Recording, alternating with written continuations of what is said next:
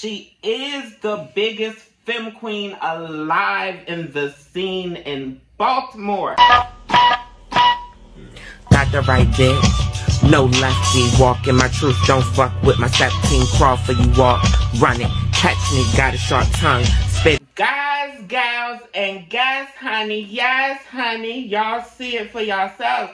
The icon in the building. Yes, introduce yourself to my people, honey. Hello, everyone. For those of y'all who don't know me, I am the one and only, the motherfucking iconic Hall of Famer, two-time Hall of Famer, that is, Monique West. But tonight, y'all are going to get to know Monique Carter as well, because they're definitely two different people. We really look up to you because we really see you as one of the real mothers in the scene. So I want to know, how did you find Ballroom? What's so funny about that question is, when I'm asked that question, I gotta go back so far. Because I came into Ballroom in 1995. And I know a lot of y'all probably who watching this probably wasn't even born yet. You know what I'm saying? And also, I was in former South as well. So when I think about that, I gotta go all the way back. And to kind of answer the question, I was a young, confused gay person. Didn't know there were people like me out there. I went downtown and I went in the gay area and I met the iconic, pioneering, may she rest in peace, Mother Sandy Dior.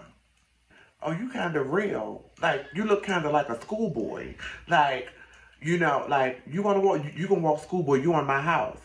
And she took me to her house. And when we went to her house, it was a one-bedroom apartment. And it was about 50 people in there. And even though it was about 50 people in there, no furniture and all that, I felt the love when I walked in the door. I just felt safe that was the first time that I actually felt safe, seeing people that was like myself. So she was the house mother of the house of Mysterious Dior at the time. I was an original Mysterious Dior. I was an original Dior, one of the first. So, yeah, that was how I came into Ballroom through Sandy. Okay, so you said that, you know, you were in former South, and you was talking about walking schoolboy realness, which I can't imagine. I can't imagine that.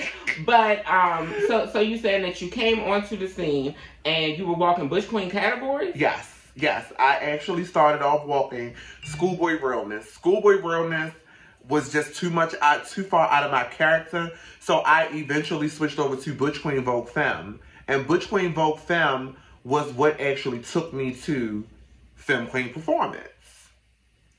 Because a lot of people think I'm legendary for realness. I'm not legendary for realness. I'm legendary for Femme Queen Body and Femme Queen Performance.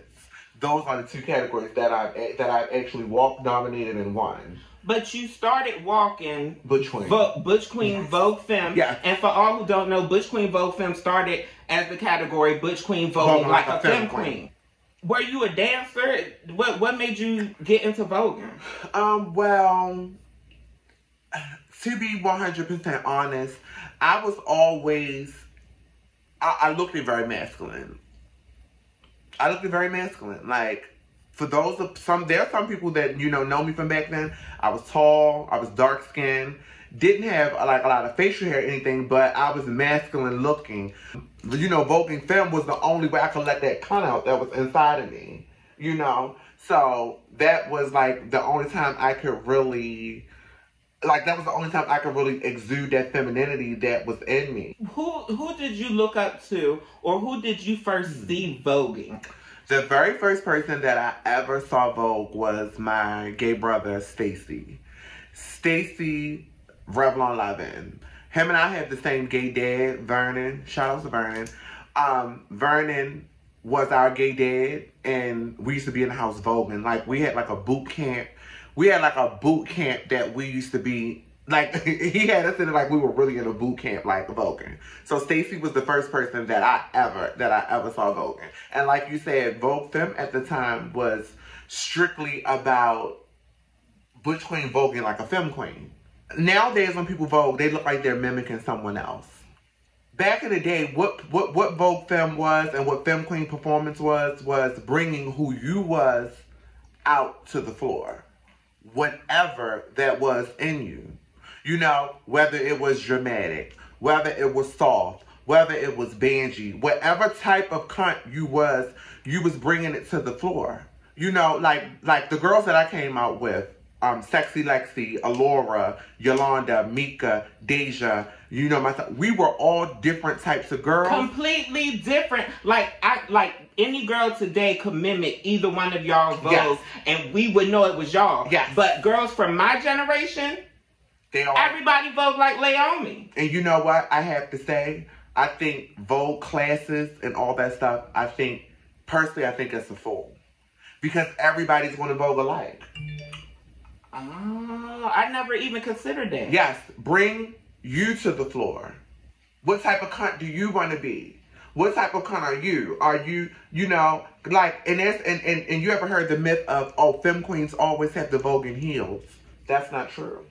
The clips, the original Femme Queen clips that I watched, especially with the girls like you, that you named, you, Allura, Deja, a lot of times, bitch, especially when y'all was getting into it, it was to get these heels. Yes. Even Ashley was known, she has Vogue moves where she's known for taking her heels off in the middle of her performance. Yes, yes. So now, a new girl will come out, and she's, instead of her bringing who she is to the floor, she's doing what she was told or what she saw somebody else do. What advice do you give your children? I always let my kids know originality is the key. When people come out, you want to be the one that stands out, even if it's not what is quote unquote the right thing to do. You want to be the one that actually stands out. Now, I want to get into the things. We didn't talk enough about performance. How did you find your womanhood? Because a lot of the girls that I know came onto the scene as girls, and I assumed that you did too. I didn't, and I want everybody that watches this, I want y'all to take a deep breath as I tell this story. I was weird growing up. Like, I was an only child. I've always been an only child. Me and my mother have always been like this. Anybody who follows me now knows my mother's my best friend. I didn't know what it was that because I wasn't born in the wrong body. I'm not one of those I was born in the wrong body type of people. I was not born in the wrong body. I am very well aware of whom I am. Very well, you know? And that is a trans person. I didn't know what it was that was different about me, but I knew I was different. Y'all gonna think this is funny, but it's the honest to God truth. One Halloween of 1998, I put a wig on, and I went out in drag, and I said, oh my God, this is what it is that was missing. I looked fucked up. God knows I look fucked up. Didn't we all, bitch, starting out? But the way I felt on the inside, I was like, oh my God. That light turned on. That light turned on. So I said, I don't know how it's going to happen, but I got to figure out a way to make it happen. So what I did was, I got in touch with some people because I was already walking between both them. So I knew the out-of-state girls. I got in touch with some people. I got me some moans, and I took the hormones as a butch queen. By summer of '99, I was a femme queen. How long were you moaning before you did like a social transition? Before like you came out to everybody else as a girl? Funny thing about it was the moans took to my body quick. Like, I had big titties, like hips, and like I had a girl body very quickly. Back broke down all small. Were you always thick? Were you thick as a butch queen? Yeah, I was thick as a butch queen, but I was small at the top. So like when I became a girl, everything just broke right down into place. Like I had titties, a small back, long slim arms, thick, butt, like so my body, yeah, girl, my titties were huge. Like I turned it so Halloween, I say I got on Moans like around December. By that summer, I was a femme queen, and like it was no way that I could, like I started looking crazy to people. Were you going during that time when you were taking the Moans? Were you going to balls up in the Geesh? Were you going to balls presenting as a woman? No, I was going to balls still presenting as a butch queen. But you was doing this on the low. The only people who knew was the femme queens that was connecting you with the Moans. Yeah, and they were, and the year that I transitioned was the same year that Tamara, Mika, Amina, all of the butch queen Vogue femmes, that we were all on our way to being femme queens. And we all kind of sort of did it at the same time. Yeah, so it was crazy because I went from butch queen to femme queen. Overnight to everybody else. Yeah, to everybody else. To everybody else. How did your house parents, your house family take your transition? How did they take it? They didn't see it. They didn't see it at all. Nobody did. But you say your body was filling out and all that. So what was their reason for not saying it? Did they give an excuse? I think they were so used to me as a boy and that they just could not accept me. They could not accept who I really was. A ballroom house, which I'm assuming had some trans woman leader in it at some point, tried to push you away from transitioning? Mm-hmm. Yeah, because I didn't look like what the typical realness trans girl was supposed to look like at that time. Like, I was never one of those people that people looked at and said, oh, bitch, it's going to be over for her when she get, I would be in a room, it would be a bunch of us, and they would be talking about the other girls like, oh, it's gonna be over for her when she get on her, when she get it together. Well, but you know what that did? They gagging now, honey. It lit a fire under me that made me know that I had to make these bitches know it. Because I knew what was inside of me. And they, How and why did you make that transition? Why did you leave Dior? Okay, so everybody knows, like, Dior has always kind of sort of been a starter house for people. Like, whenever people start out, they'll get up under Sandy. Sandy will get you together a little bit. You'll meet the people, then people ditch Sandy. Then people would ditch her. I'm just keeping it real with y'all. That's how it goes. Sandy, everybody in Baltimore has been through that house. You would be surprised at who has been through Sandy's hands. Once I started winning and, beating Stacy and all the Revlons and all of that stuff like that, then I became one. Icon Tony Revlon became my dad. And my gay dad, Vernon, did not like me didn't want me to be a femme queen. So we I still consider him a dad, but I was his son. Like, I used to run with him. We used to do, So when I became a femme queen, Monique was like, Monique wasn't, it's different. Like, when you transition, your relationships with certain people it completely changes. I never imagined that there was a time where people was like, no, I don't see it for you. Mm-hmm. Yeah. But, the tables have completely turned. Transitioning now has been watered down. I have to be careful what I say out my mouth. But then I also am a human being as well. And I do feel like all the girls that you see that are claiming to be transgender really aren't transgender. Statistically, it don't add up. The math don't math. The math ain't mathing. Yeah, we have been known to be a population for centuries in many ancient cultures, but we have never been the majority. No. I feel like Medicaid and the free surgeries have gave a lot of people, I feel like it has gave a lot of people that whole, now I'm going to be transgender. But I've come across a few girls who have felt like they were pressured by either the drag pageant scene or pressured by the ballroom scene to transition completely into a binary trans person, when this may be somebody who really naturally fell somewhere in the middle. Yeah, because they were maybe a trophy winner. I know somebody personally that people heads would flip if they knew that she said that she really did not want to be a trans woman.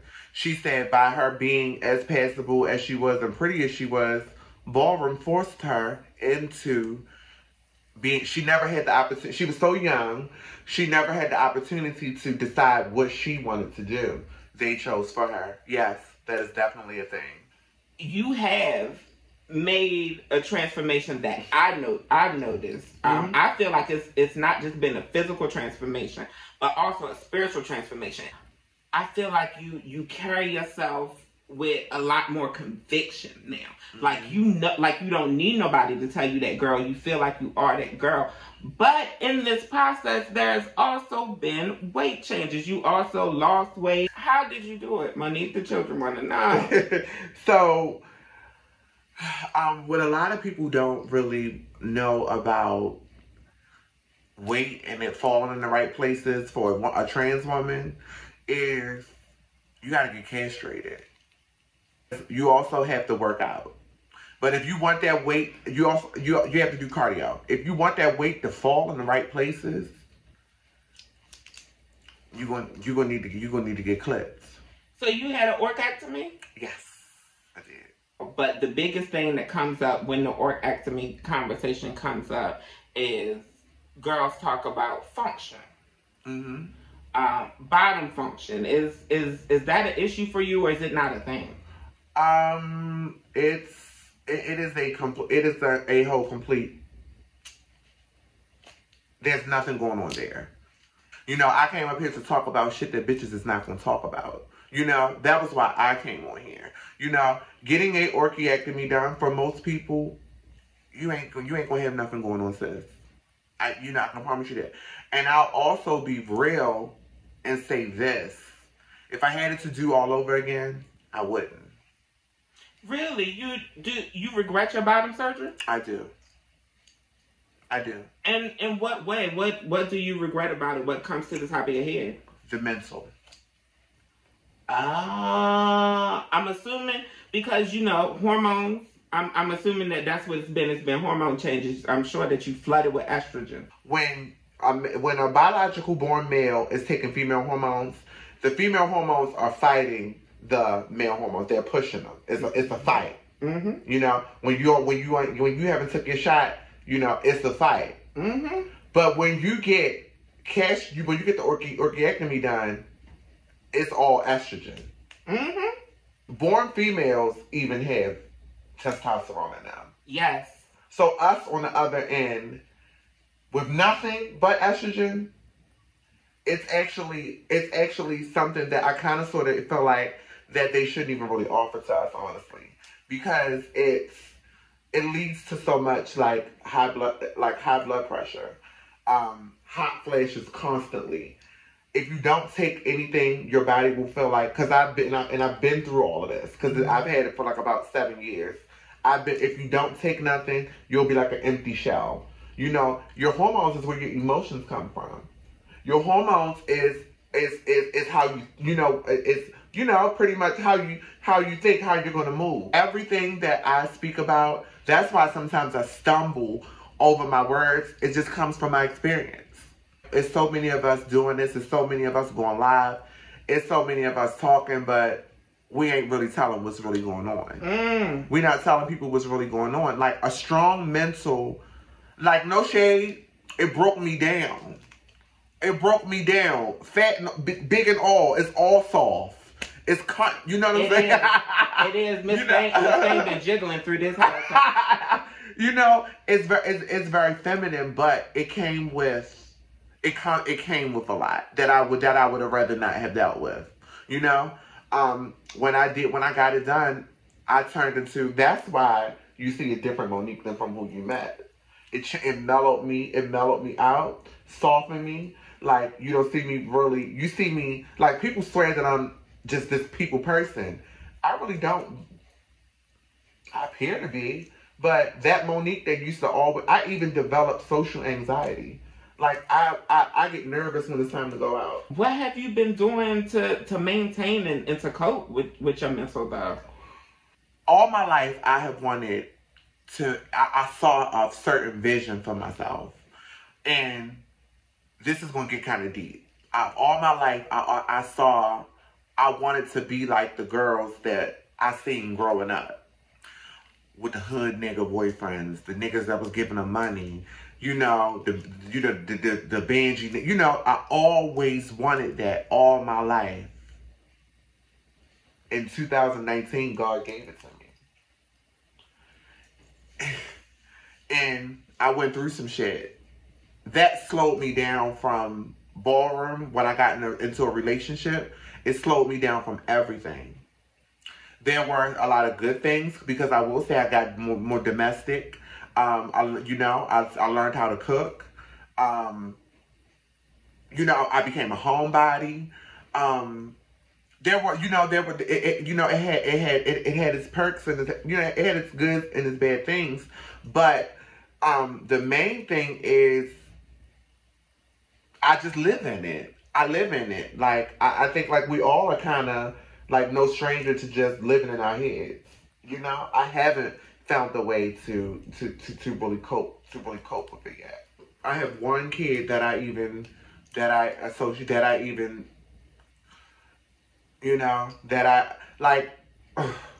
Do you feel comfortable saying what kid it is that you really fucking with these days? Well, the only one that really even treats me like I'm their mom is James. Everybody knows that.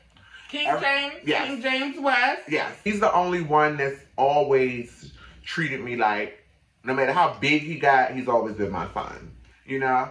My others, I have other kids, but it's, they're grown now. They kind of sort of like my brothers and sisters at this point. At one point, they called me Mother Mo. Like, it ain't too many people that came through this city that I didn't have some dealing with. Like a lot of people don't know. Erica Kane.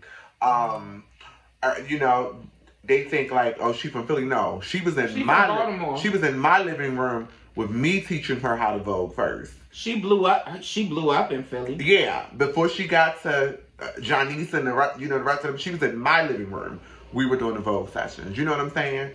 Brandy, Shantae, all of those girls came from me. I want to talk about something in the scene that you created that you've helped to create that has blown the fuck up, even on television. The House of Motherfucking West. I'm gonna have to be 100% honest and transparent about me in the House of West situation. So I would be fake to sit here and say that I had anything to do with the House of West being created directly. Oh, wow. Because really? I don't. I was actually against the House of West starting. I was a Revlon and I was done with the scene.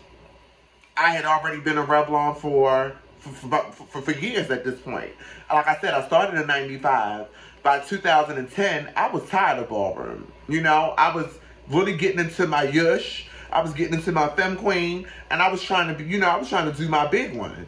So, James came to me, and he was like, you need to come back into the scene. We need you around. Why don't you come and be a con? This is how I became a con. So, I was a chapter mother for the House of Con first. I was the East Coast mother of the House of Con. Then I made it all the way to overall mother of the House of Con. So that kicked down so many doors because what big girl that was Benji did y'all know that was the overall mother? You. What overall mothers did you see that was getting out there in the lineup walking with their kids and a real mother, a mother that would come to your house and nurture you if you needed the help. A mother that would actually call a school if she had somebody that was in school. A real mother. Where did you see that at? You. Me. So I kicked open the door for a whole different breed and a whole different type of overall mother. So now you see houses having active mothers. So with that came a lot. The ins and outs of Ballroom, the politics of Ballroom. A lot went on, a lot was going on. So some shady shit had happened, and we all decided that we was going to leave. Leave the House of Con. Leave the House of Con. Some shady shit had happened. So James and Africa was deciding that they were going to start a house. I was against it because I felt like I didn't want my son to be like the rest of the men that started houses. Like being 100% Ballroom. Okay. Because like I said, I seen great things for him. And I thought that Ballroom would be a distraction to his greatness. You know? But I will also be 100% and say he proved me wrong. The last Garcon House ball, I'm not sure what year it was 11/11. When I went to that ball, I told 3 different houses that I was going to be in their house. 3 different houses. But when I went to that ball, the commentator just automatically just assumed that, bitch, of course she's going with the West.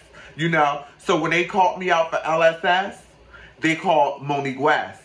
And the West started screaming West, and I just went on and did my LSS, and I wound up staying with them as West. Are you over the scene right now? A lot of people feel like that stuff validates them. It doesn't validate me. Without a title, when you're around me, I'm gonna feel like a mother. It's gonna give you mother regardless.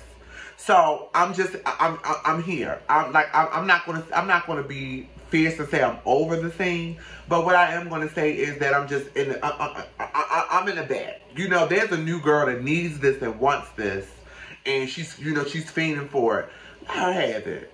One thing about the torch, you gotta know when to pass it. A lot of girls don't know. When you get that torch, it ain't for you to stand there and hold it forever, sis. Statue of Liberty. Yeah. Statue of Liberty ass bitches. Girl, you gotta pass that torch. You have to pass the torch to help others grow. The Banji Sexy Big Girl Performance Blueprint, right? Mm-hmm. By you passing that torch down, and by you being willing to pass that torch down, the way I'm processing it is, when you was doing that, you wasn't just doing it for yourself from the beginning. You've never been all about Monique. Never. Not even to this day. Not even to this day. And I want to piggyback off of that and say, there was a time when I would not even say the word transgender. Being trans is to live as the opposite sex as you were assigned at birth. That's the definition. It does not mean live as a transsexual. It means live as the opposite sex that you were assigned at birth. If you were assigned male, you live as female. If you were assigned female, you live as male. And it's as simple as that. And that's how I come from that generation, when it was just that simple. That's something that just did not need to be mentioned and need to be talked about unless we getting in the bed. But go back to what my girl said.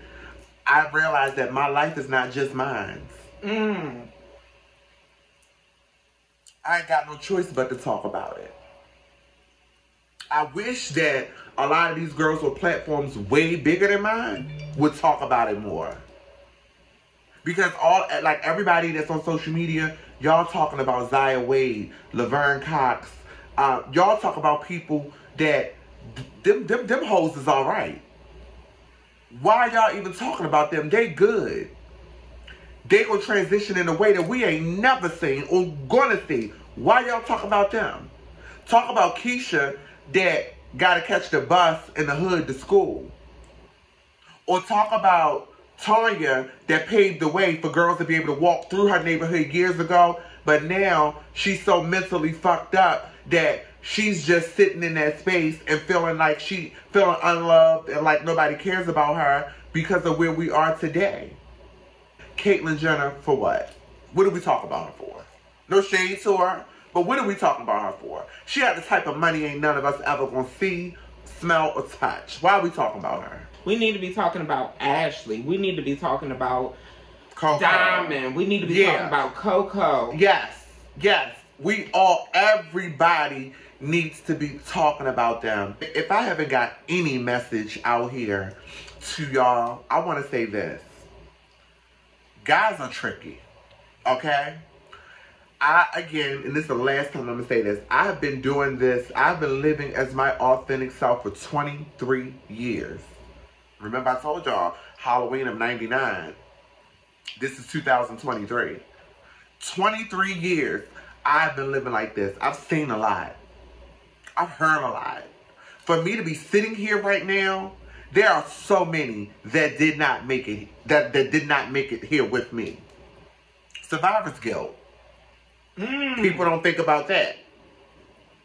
Do you feel guilty being... I do, at times.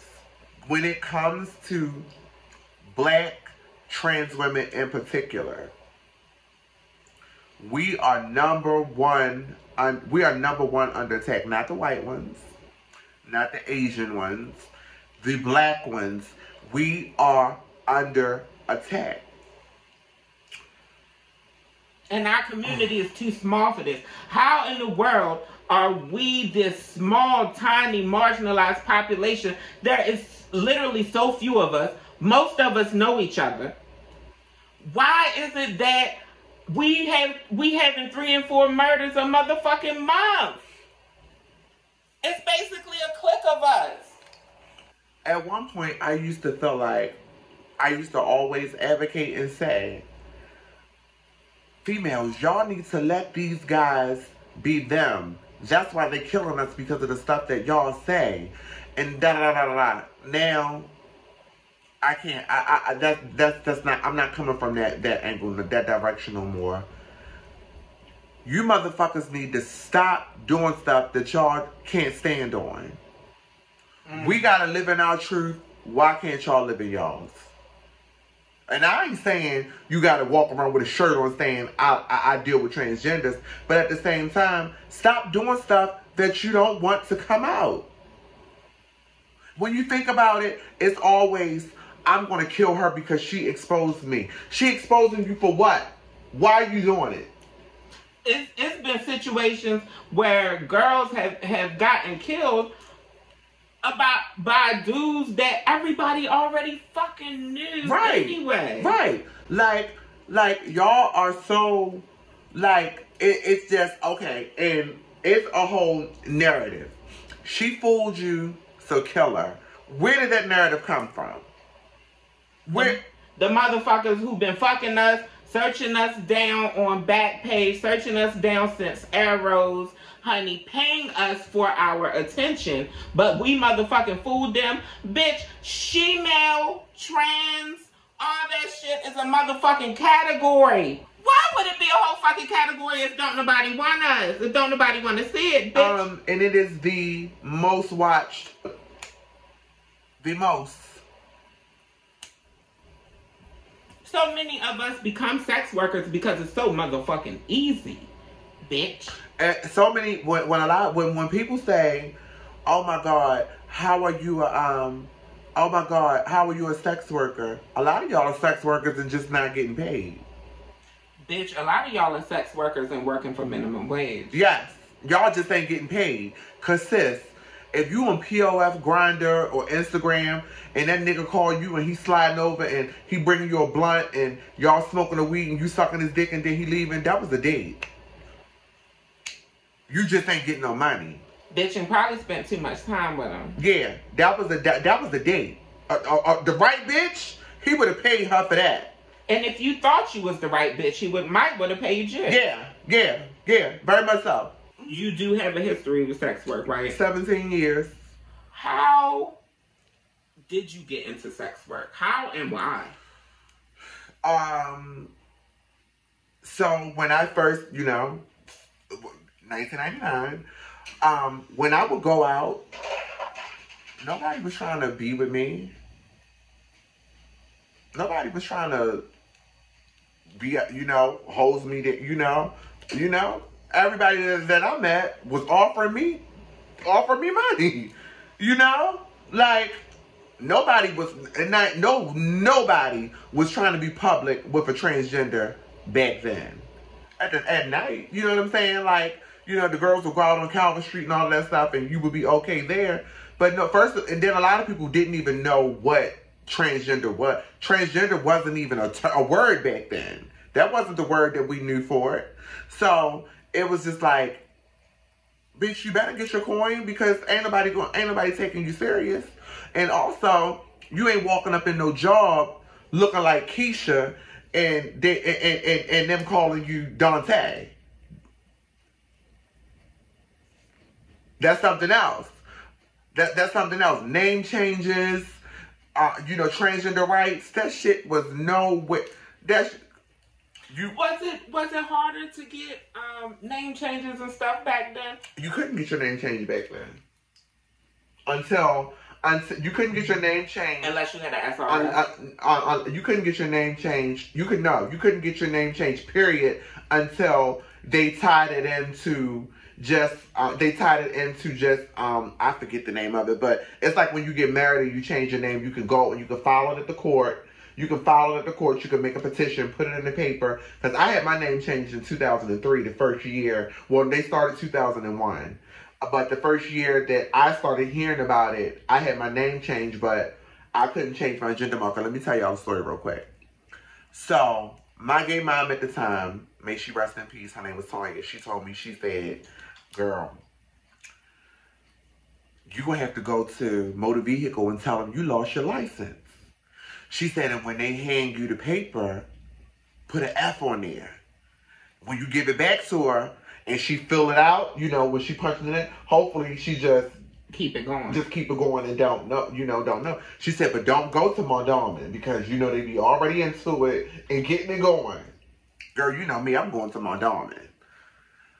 Being defiant with the Mondawmin, wasting my motherfucking money. When I went out to Glen Burnie, I got me a nice old white lady. Oh, ma'am, I lost my ID. She, fill us out, hon.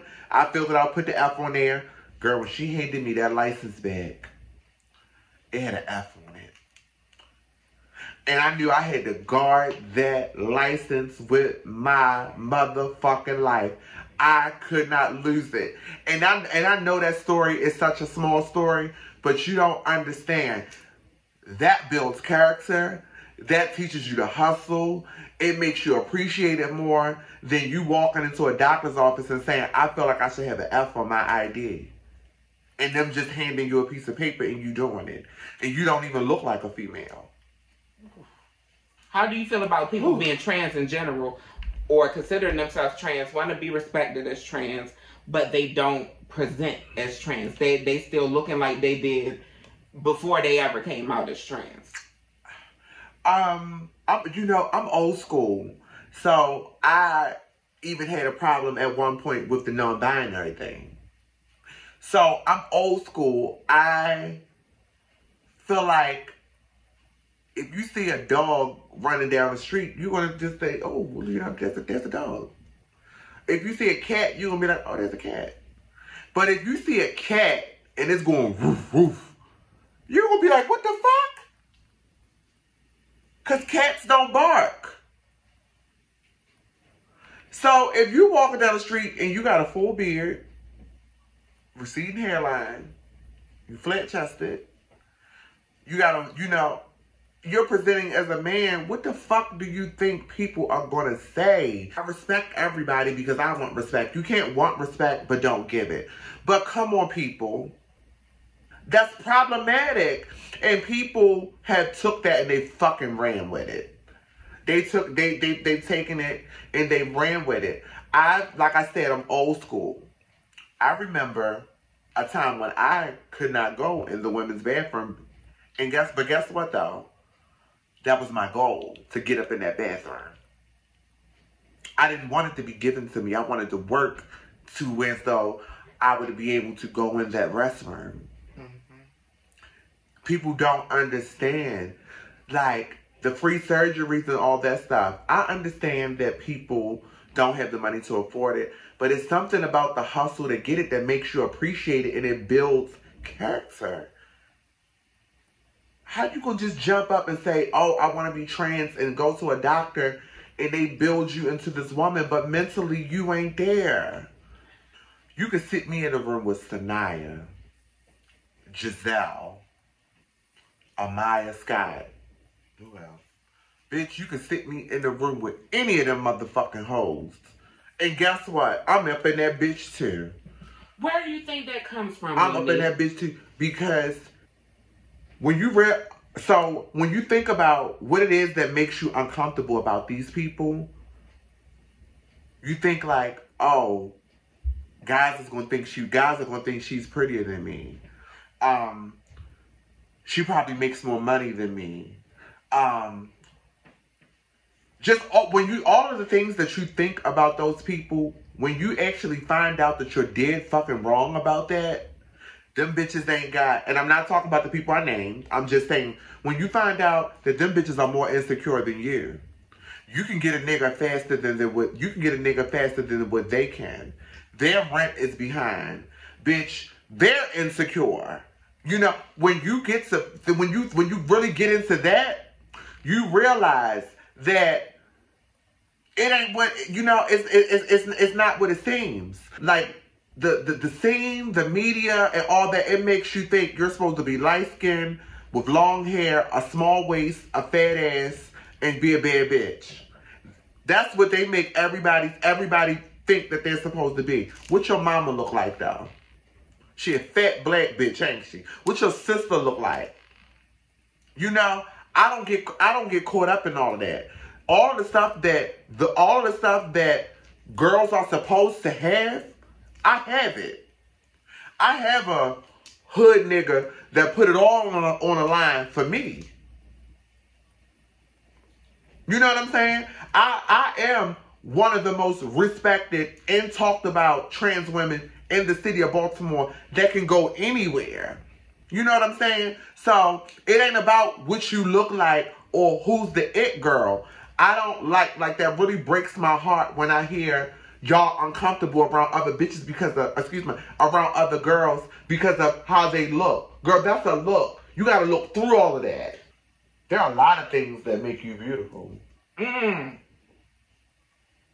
Say that. There are a lot of different things that appeal to a motherfucker. But I'll tell you something, and this is something from my personal book. A bitch that got this up here will always stand the girls to the side. Ooh! Ooh! Make them know it! This is the only shell that I got. I heard it's a next life after this, but I ain't sure about that. So I'm gonna do what I got to do right here with this one, and then if it is another one, I'm gonna do that shit again. It's confidence. Confidence is sexy as a motherfucker. Mm-hmm. Confidence is super sexy. You will never know what it is. You will never know your strengths until you stand on them. You stand on them. I had to tell her off camera. For y'all that don't know, this is my home. We're in my home. This hoe is in my house.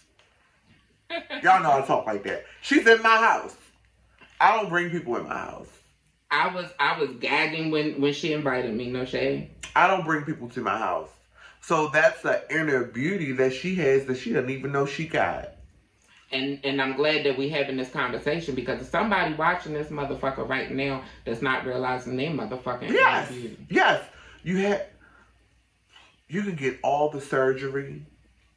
You can buy your hair that won't roll. You can fix your nose and your face on. Okay. You can buy all the makeup. You can do all of that. I remember I told my daughter, I said, it ain't what's on you, it's what's in you. Oh, that's a strong one. They can see it. Mm-hmm. But guess what? The same way they can see that light, they can see that weakness. Mm-hmm. And y'all know a motherfucker love a weak spot. Y'all know they love a weak spot. They love when they can get you. Essentially in a public relationship. Are y'all still together? Are you single? We are. It's complicated. I have been with him for 4 years. I always vision myself messing with a straight nigga. You know, having a hood, a hood nigga. Like, most trans women date trans men or either Butch queens. But you can't really find a lot of girls to find a straight, a quote unquote heterosexual identifying man to be with you publicly. So I always felt like I would do that. I always felt like I would do that because I know I have a great personality. And like I said, you have to, in order to bring somebody into your life, you have to know how to move around in it yourself. And if you don't know how to move around in it yourself, how you gonna bring this man over here with you and you don't even know how to do, you don't even know what's going on with yourself. They say equally yoked. Yes. So I met a guy. Our birthdays are a day apart. His birthday is March 8th. Mine is March 9th. I see. So, our chemistry was through the motherfucking roof, baby. Through the roof. When we met, we never left each other. And what was so different about him was another thing, most girls when they're dating a guy, they're paying the guy's way. He was paying my way. He's the one that stopped me he's the one who stopped that 17-year streak. It stopped with him. He actually was like, you gotta stop. I'm getting money. So he was able to take care of us. That was how I was able to disappear off the scene and not work. Because he was actually taking care of me. So to have a straight man, from Baltimore, from the same city that I'm from, love me publicly, be with me publicly, take care of me, I felt like I had just turned it. Of course everything's great in the beginning. Then things started happening. Like, he started manipulating me with me being transgender. He would use it as a weapon when he could. And I would go for it. Like, I felt like I fucked his life up. So I had no choice but to stick beside him because when I first met him, I used to go see him in the neighborhood that he lived in. And, nobody knew nothing or whatever. So, one of the femme queens that knew my car had spooked that it was me and went back and told her family members the girl that be seeing him is trans. So then the girl went and told everybody outside on the block that he was hustling on, that's a tranny that he's seeing. So he used that against me with every argument that we got into, or everything that he did wrong. I don't mean to cut you off, but in so many instances with our sister, that point right there when she went to the block and told everybody blah blah blah, that could have got me killed. For a lot of us, it does. He rode that ticket. Girl, when I say he rode that ticket, he rode that motherfucking ticket. Like, whenever he would do some old fuck shit, he would bring up the fact of, but I stuck by you through this, and that would make me feel like, well, damn, you ain't finding too many guys that's gonna stick with you through that. So let me go ahead and just take that one for the team. It became repetitive, and some kind of way, down the line, somewhere down the line, drugs became a thing in our relationship. For you or him? For him. We had an incident, and that was one of the things that when they were trying to talk bad about me on social media, I don't know if you were going to talk to me about that, but that was one of the things that the exposing of Monique's dirty laundry was about, when he pistol with me. In a way that hurt my feelings, because I got the impression that it was something that you had shared with a sister, and then she had like shared it with the world for whatever reason. But is that true? Did that really happen? Yeah. So I'm one of those people that I'm very in touch with what's going on around me, and you can't put your hand on the fire and gag when you get burned. You know, like you can't hold your hand over the fire and think that you're gonna put your hand down on it. You're gonna get burned. You know, and I knew that he had a drug problem. I would sometimes make it easy for him, and you know, I wanted to see him happy, so I would condone it in so many ways. I wanted to see him happy, even though I knew that him getting high brought out a different side of him. So it was it was the drug influence that caused y'all to have that physical. Yes, because you know, like a part of when you get high, you hide stuff from yourself. Like you know, you don't even remember what the fuck you did the day before. So he hid some money from himself when he was high, and I lost a job behind him calling me because he accusing me of stealing some money from him. I lost a job behind me and him having a screaming match about, like, me and him like I said, we've been through a lot. So we was having a yelling match, and I was at work when he called me, and I was yelling so bad they was like, baby, just go ahead and go home, you know. And he wound up finding it. So this was a thing that he would do. He would get high, hide his money, and then call me like, where's such and such and such? Did you take it? Did you steal it? So this one particular time he did it. Remember we were talking about me living in Towson, and I said I was going to get to that. Yeah, I remember you living in Towson, but now we not in Towson here. Right. He got up and he accused me of of stealing his money, and I was a little fed up with it. So I was like, I'm not helping you find nothing. Get the fuck out my face and go. Leave me. I'm like, go ahead. So he was giving okay.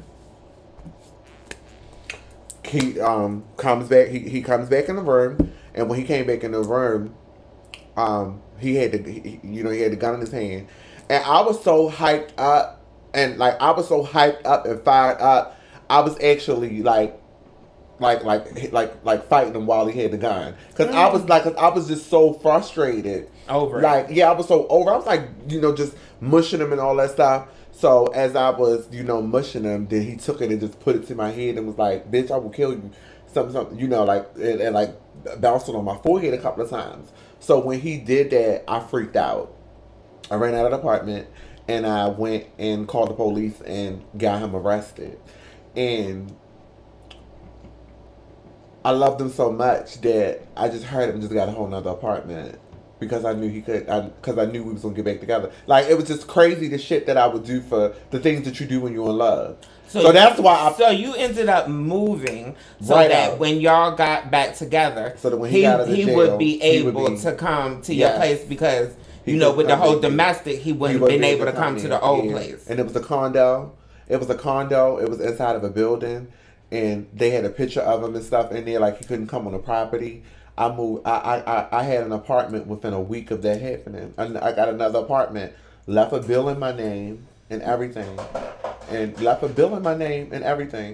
just jumped up and just got a whole nother place. Like all just for this this thing called love. And what was so crazy about it was I lost so much weight at that time, like stress weight. Like I lost so much weight. I was fucked up mentally because a couple of other things that happened throughout that, and I had confided in my sister circle at the time, and we all probably got those group texts. Kelly, she was in the group text, so I'm not going to front and say like I wasn't talking to her, because I was talking to all three of them, and her and I had an incident, and when we had the incident wasn't even that deep. She started the incident. The incident started between two girls arguing on my panel. And one of the girls was in our family that she created. So one of the girls dropped the other girl off of the panel. So instead of her texting me or calling me and saying, like we do when we have a problem, instead of her texting me and calling me and saying, Monique, such and such happened, even if she would have yelled to me in private, it wouldn't have went as far as it went with her coming on my platform and yelling at me like I was her motherfucking child. So the whole exposing, for everybody who don't know, the whole exposing happened with Kelly. Kelly had publicly started telling people about your pistol whip situation, about you being pistol whipped. Mm-hmm. And you telling me that this all started behind a petty panel mm-hmm. type involving somebody outside of you? Mm-hmm. How did you? Mm-hmm. Were you and Kelly close before that? Mm-hmm. How did you feel when she decided to say that publicly? Because Kelly is known for exposing people's business, but how did you feel in that moment? Did you expect it? Were you surprised? I gagged because it hurt. It hurt more. I was more so hurt than I was mad.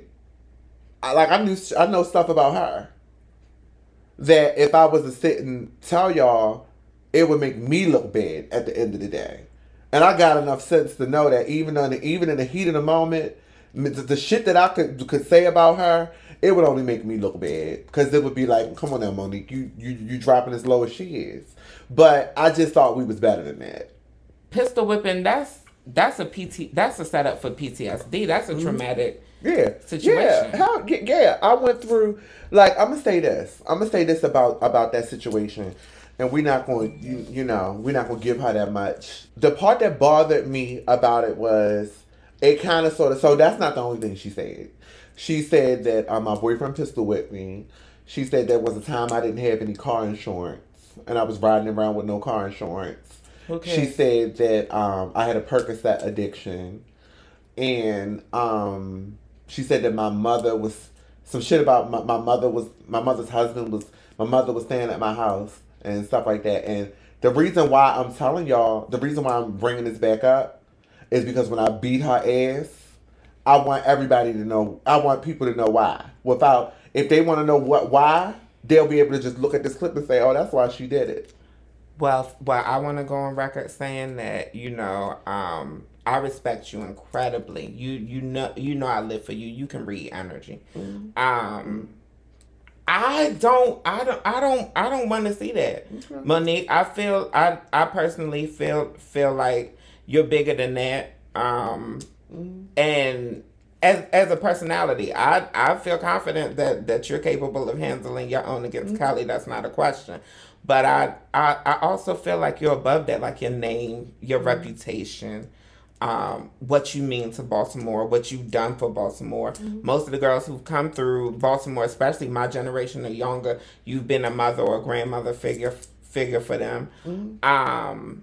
And not just that, the shit that has been said is so fucking low vibrational. Like, number one, sharing that story about what happens in your relationship and sharing it for any other reasons than safety and awareness is trash. You can't belittle somebody talking about them getting abused. You're belittling the abuser. Mm-hmm.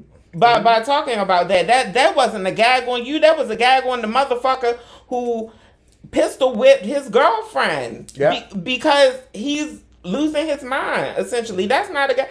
If your mother does stay with you, my mother's I lived with my mother for 18, 20 years. My mother can come and live with me any day. If your mother lived with you, honey, that's not a gag. That's admirable. Percocet addiction.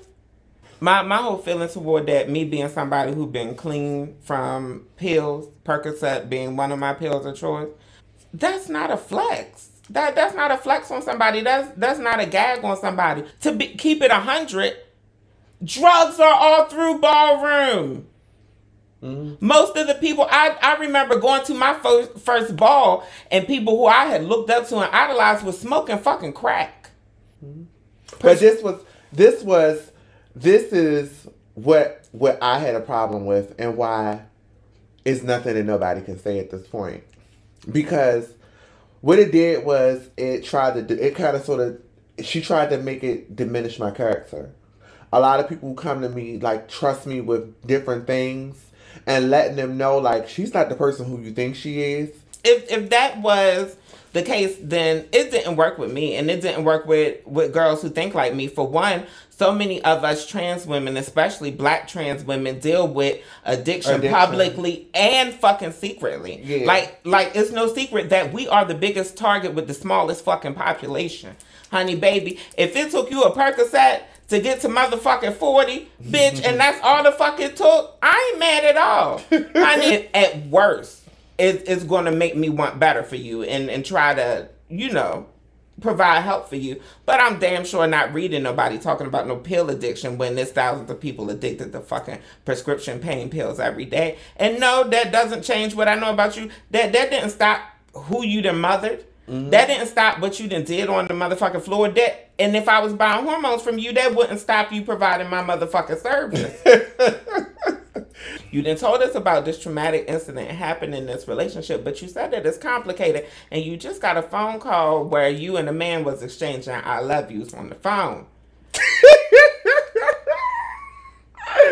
Call me, just call me in the morning when you get out. That's the part. That's why it's complicated, because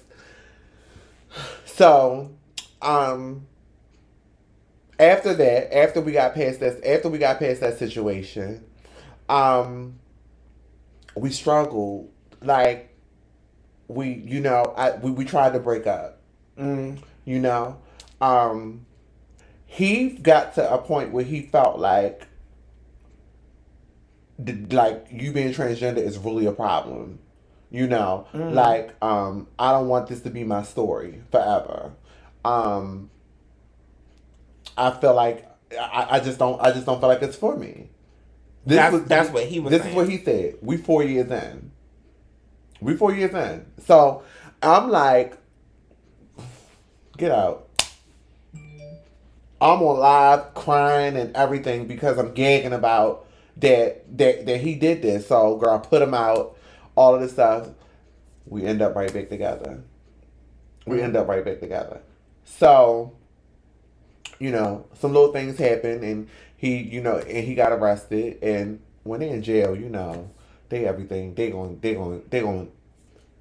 sail the sea with you when they get home. Not just that, a lot more sober. Yeah, right.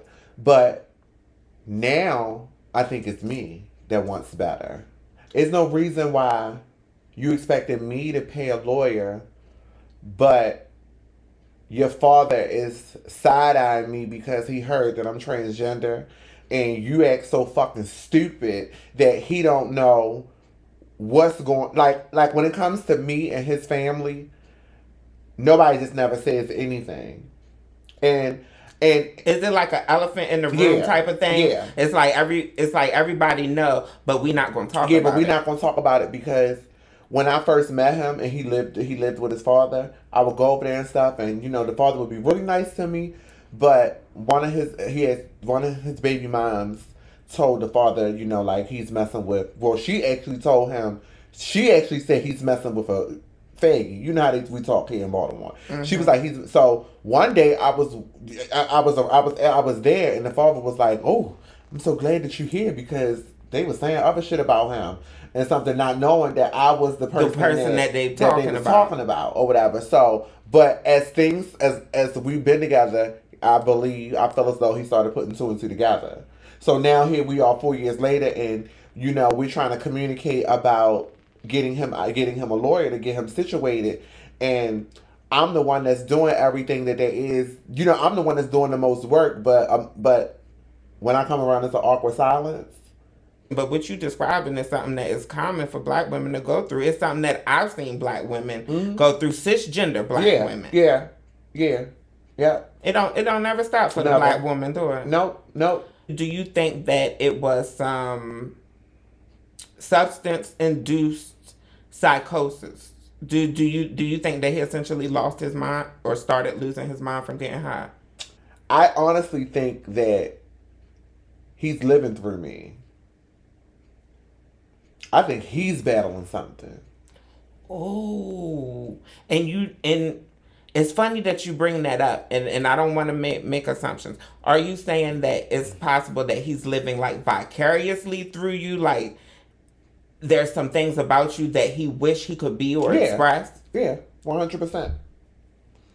You think he want to be trans?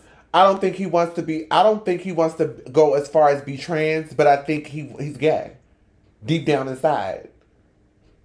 Deep down inside, because on the surface, girl, he will peel your fur, bitch, girl, he's rough. He's rough. Nothing feminine about him or nothing. But I think that he's living through me, because he battles too much. He's battling the idea. We shouldn't still be battling the idea 4 years later. You should have made a decision by this point, bro.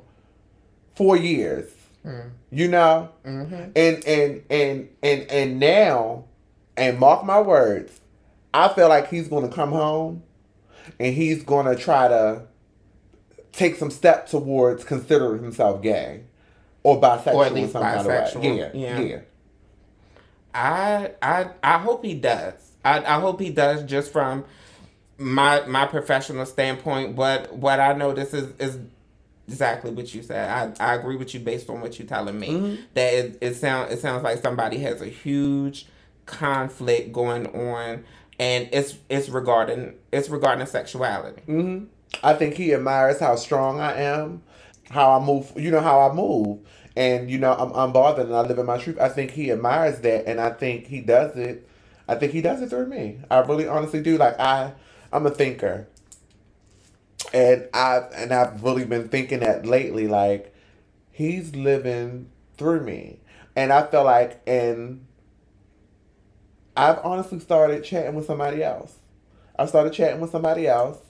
And you know, I'm considering leaving him, but the only way that him and I will be able to be together is if he acknowledges some things within himself. He comes to grips with, I would never, first of all, I don't feel like a guy that dates a trans woman is gay. Because you're a trans woman and you're a woman, you know? And no matter how much man people want to say, he's never seen a guy. He's only seen Monique. Mm-hmm. Whatever that may be, rough around the edges or whatever the case is, he still only met Monique or whatever. So I don't consider a guy that dates trans women gay. But him, he's going to have to pick a side because he battles too much.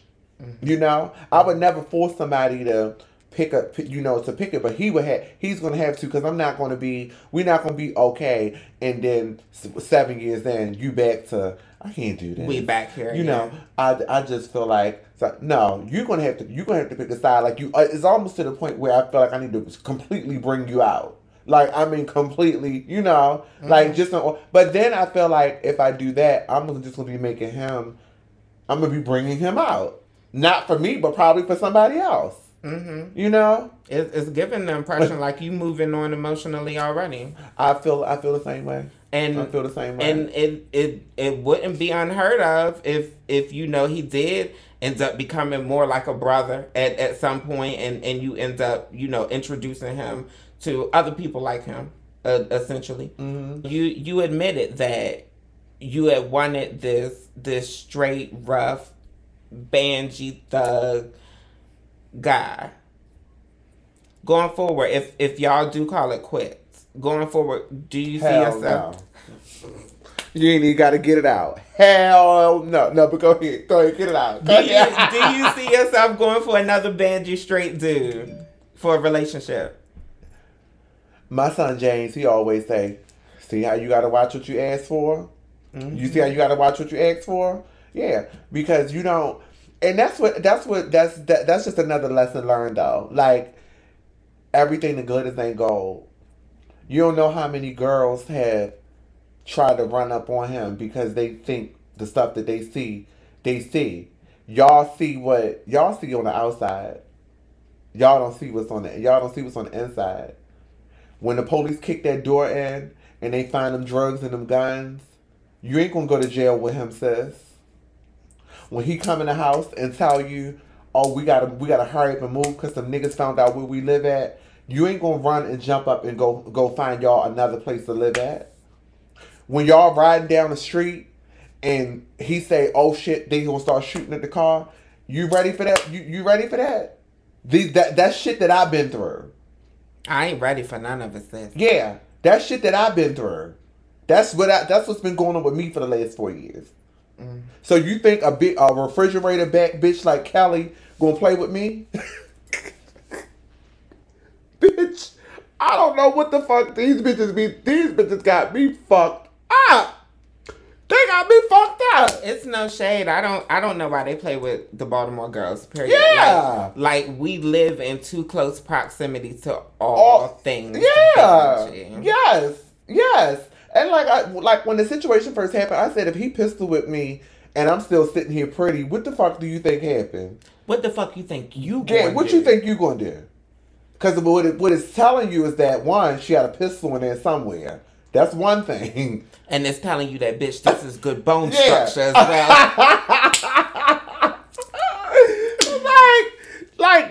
like people, they really don't, like, y'all, I ain't bragging on it. It ain't cute or nothing, but dating a hood nigga, when I finally tell the story or the whole story, y'all gonna be like, I got one. Damn. I got a question for you. Okay. So what are you looking for now? If it ain't the band, it ain't the hood, it ain't the thug. What do you want now? What does Monique want out of love or out of a partner now? What kind of partner do you want? There's a small piece of me that feel like I should be single because I can focus 100% on me. But there's also a part of me that has like that has grown accustomed to belonging to somebody or having somebody to love on me. So one of the key components that I need moving forward is my biggest problem in this relationship. I think they need to be trans. It needs to be a trans guy. Really? Have you ever dated a trans guy before? Mm-mm. What's making you consider it now? Because all the problems that I had in this here relationship revolved around me being trans. Everything else was everything else was perfect. I upgraded this nigga. Turned this nigga into, like, showed him how to put his money in better places, and and even myself, I got a lot more domestic. I became a homebody.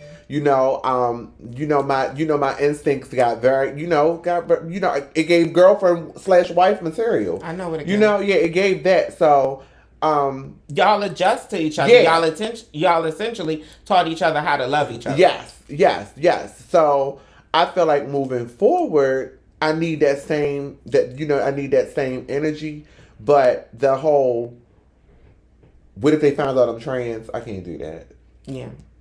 I can't, the pressure of that. And even down to, I've always had a fear of dying by the hands of a piece of trade. Me too. That's if anybody ever wanted to know my phobia, is that I never want to die. I told my dad, I said, if God forbid I ever die by the hands of a piece of trade, y'all better find them. If y'all let this shit go how it go for the girls, I want y'all to know I am flipping in the grave. Y'all better find them, because I just always had that fear, and being in a relationship with him showed me how close it could because when he was banging that gun on my head, I could have died right there. I'm going to tell you something, sis, and this is something that I've never shared publicly, but I've had very similar situation happen. Nigga threatens a murder-suicide, threatened to kill me and kill himself. And the nigga could take me, could wear me out if he wanted to. He was trans. He's my ex. So, baby, I'm here to tell you, sis. Men can be men, trans or not, baby. Especially if you get you a big one and the presentation is given, man, baby, honey, that they'll remind you how strong testosterone is. So right here. Mm-hmm. Baby. Honey. Girl. How can the people get in touch with you? How can they find you, honey? Yeah, tell them. So, wherever you see the niggas, just look around them and you will see me. No, I'm playing. Where the hood niggas at? No, if you are looking to find me, if you want to hear my story, I'm a host on Bigo, the Bigo app. My Bigo ID is Da Physique. DAPHYSIQUE.